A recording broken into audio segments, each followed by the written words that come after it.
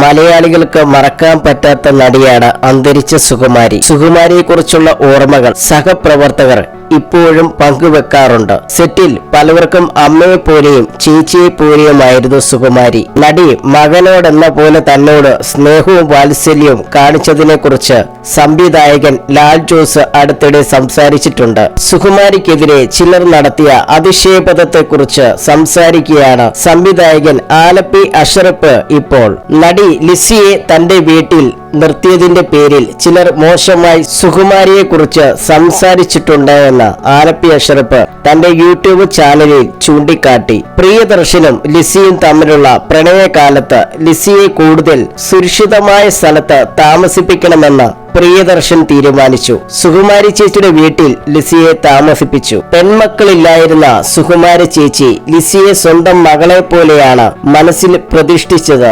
അതിന്റെ പേരിൽ സുകുമാരി ചേച്ചി ഒരുപാട് പഴി കേട്ടു. കൂട്ടിക്കൊടുപ്പുകാരി എന്നുവരെ പലരും ചാനലിലൂടെ വിളിച്ചു പറഞ്ഞു. ആ പറഞ്ഞവർ ഒരു കാര്യം ആലോചിക്കണം. സുകുമാരി ചേച്ചി മരണക്കിടക്കയിൽ ICUയിൽ കിടക്കുമ്പോൾ ചേച്ചി സന്ദർശകരെ അനുവദിച്ചിരുന്നില്ല.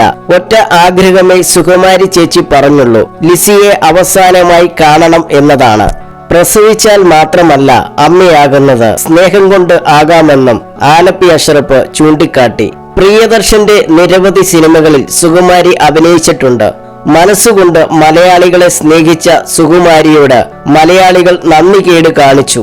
മരിച്ച ശേഷവും പലരും അവരെ അപകീർത്തിപ്പെടുത്തി സുകുമാരിയുടെ ആത്മാവിനോട് മാപ്പ് ചോദിക്കണമെന്നും ആലപ്പി അഷ്റഫ് വ്യക്തമാക്കി. സുകുമാരിയുടെ അഭിനയ മികവിനെയും ആലപ്പി അഷ്റഫ് പ്രശംസിക്കുന്നുണ്ട്. ഏതു വേഷം കൊടുത്താലും അതിനോട് ഇഴുകിച്ചേർന്ന് അഭിനയിക്കുന്ന നടിയായിരുന്നു സുകുമാരി എന്നും ആലപ്പി അഷ്റഫ് പറഞ്ഞു.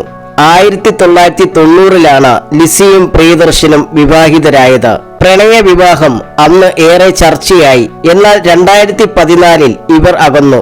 രണ്ട് മതസ്ഥരായിരുന്നു ലിസിയും പ്രിയദർശനും. വിവാഹത്തിന് ശേഷം പേര് ലക്ഷ്മി എന്നാക്കി. മകൻ ജനിച്ചതിനു ശേഷം ലിസി ക്രിസ്ത്യൻ മതത്തിൽ നിന്നും ഹിന്ദു മതത്തിലേക്ക് മാറുകയും ചെയ്തു. കല്യാണി, സിദ്ധാർത്ഥ് എന്നിവരാണ് ലിസിയുടെയും പ്രിയദർശന്റെയും മക്കൾ. കല്യാണി മാതാപിതാക്കളുടെ പാത പിന്തുടർന്ന് സിനിമാ രംഗത്തു വന്നു. പ്രിയദർശൻ സംവിധാനം ചെയ്ത മരക്കാർ എന്ന സിനിമയുടെ BFX ഡിപ്പാർട്ട്മെന്റിൽ സിദ്ധാർത്ഥ് പ്രവർത്തിച്ചിട്ടുണ്ട്. കല്യാണി ഇന്ന് തിരക്കേറിയ നായിക നടിയാണ്. പ്രിയദർശൻ സംവിധാനം ചെയ്യുന്ന പുതിയ ചിത്രത്തിൽ കല്യാണി അഭിനയിക്കുന്നുണ്ട്.